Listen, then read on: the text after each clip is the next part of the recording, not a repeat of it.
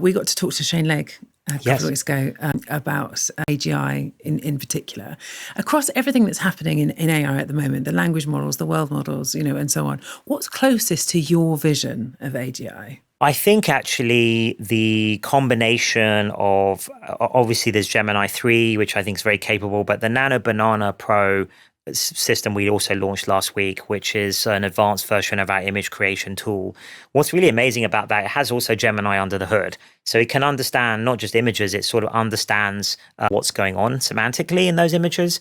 And people have been only playing with it for a week now, but I've seen so much cool stuff on social media about what people are using it for. So for example, you can give it a picture of a complex plane or something like that, and it can label all the diagrams of all the different parts of the plane, and even visualize it in a form like with all the different parts sort of exposed.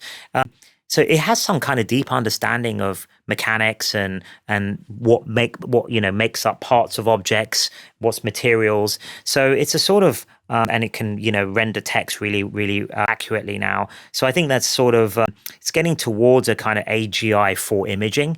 I think it's a kind of general purpose system that can do anything across images. So I think that's very exciting. And then the advances in world models, Genie and Simmer and what we're doing there. And then eventually we got to kind of converge all of those they're kind of different projects at the moment, and they're intertwined, but we need to converge them all into one big model, and then that might start becoming candidate for proto-AGI.